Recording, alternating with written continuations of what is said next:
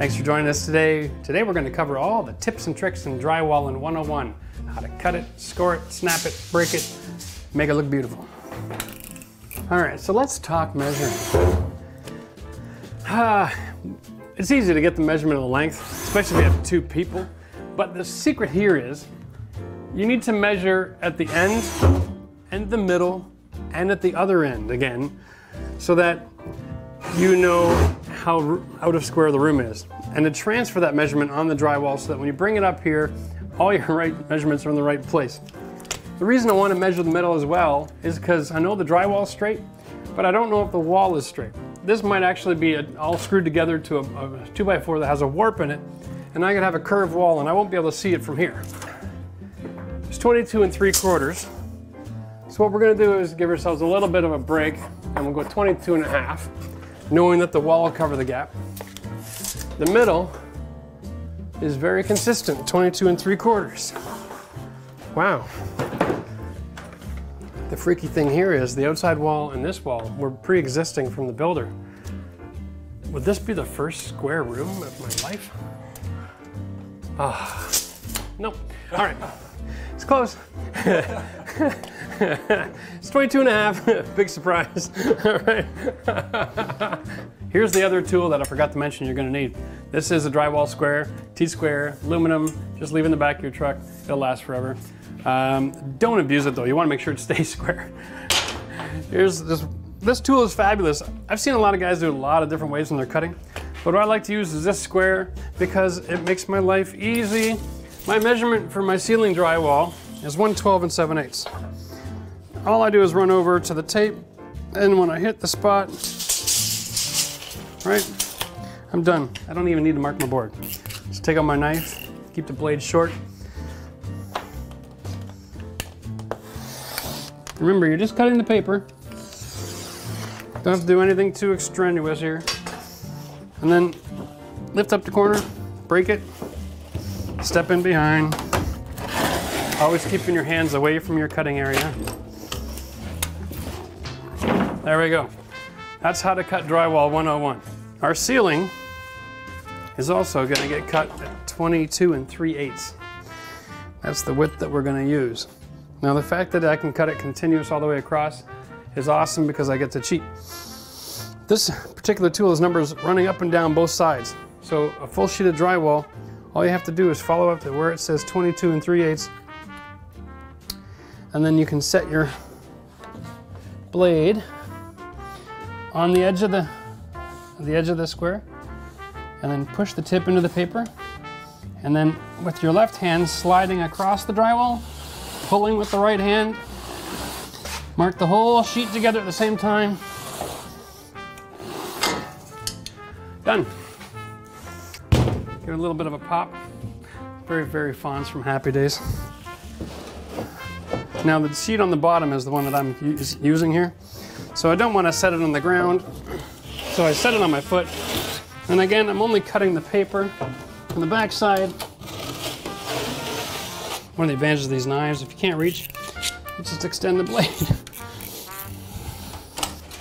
And that's the piece for my ceiling. Let's just go over a few tips and tricks here on how to cut drywall. Using your knife, first of all. You don't want your blade extended too far. If your blade is really extended and you start cutting, your blade will actually bend and warp and you'll end up cutting like an S-curve. So you keep your blade short, you'll cut straight. That helps. Number two, let's say, I'm just gonna draw out a cut, or imaginary cut here, okay? So we're cutting around a box, all right? And I wanted to cut that. You can't snap that. So one of these lines needs to be cut with a saw. So traditionally what guys will do is they'll take their saw out and they'll start cutting that line. Okay, and they're jiggling around and fighting with it.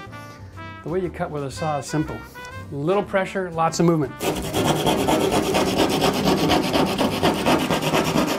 The faster you go with the saw, the easier it is, and you don't risk breaking your board. The other thing you can do, because it's only drywall, it's not finished carpentry, is you can take your mark and you can just cut down to it, cut it across. Now here's the fun part. I can just reach over. I can see my line underneath the drywall, place my knife on the drywall, and I know exactly where I'm gonna go. So I look to where I'm gonna go, which is right here. I don't need any straight tools.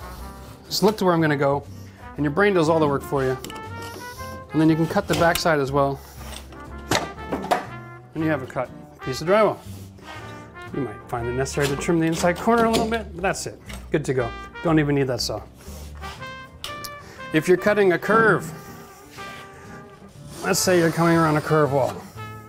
All right, it's the same thing before. A little bit of flex.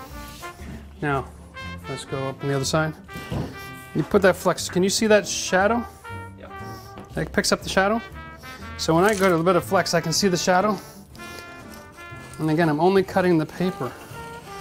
So don't use too much pressure. And you can cut a perfect curve. Cutting across the top, and you're just taking off a little bit. Let's say you're taking off a 1/2 inch. Let's draw the line first. You can draw a line with that square.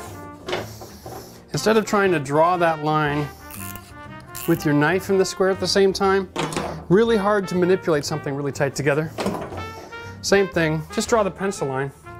And you can follow the pencil line this way by looking just in front of your knife, or you can just look to where you're going.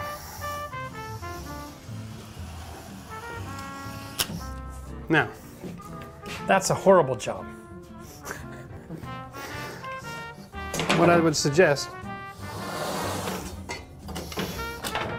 is if you're looking where you're going, your knife you also have to have in your peripheral. And then you're pretty straight. If you have more than one line in the same area, you know, your drywall's gonna be all confused. If you have more than one cut because you screwed up, put the block on the cut line that you want, pinch it, okay, just beneath your line, and you roll it over. And all those cuts will come off at the same time. Now, let's say you're scribed, you've got a scribed surface, so you got a bit of a curve going on, and you want to cut that nice. Okay, so when you're holding your knife with your thumb and your finger, you've actually got almost like a tripod going on. You can squeeze the knife with your hand and leave your thumb and finger out. Now you've got incredible stability. You can just watch where you're going, using your thumb and your finger like a tripod to maintain where you're going. Because it's a curve, yowzers! Again, just put that little bit of a dimple in there.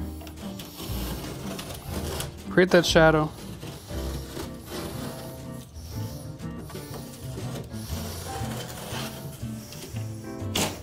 And off you go. If you have to do a hole and you don't have your hole saw, first of all, point your finger, you can draw a pretty decent circle here.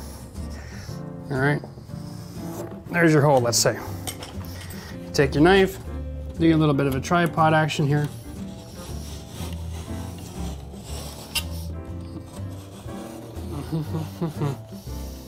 Now, if you don't have a hole saw or a rotozip, you can use your saw and you can stab it through and cut the circle, or you can just square, make a big X on the back of your drywall. All right. And punch it through.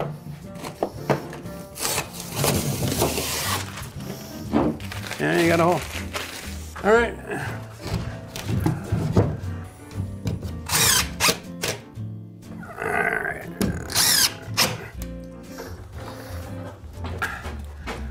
Okay.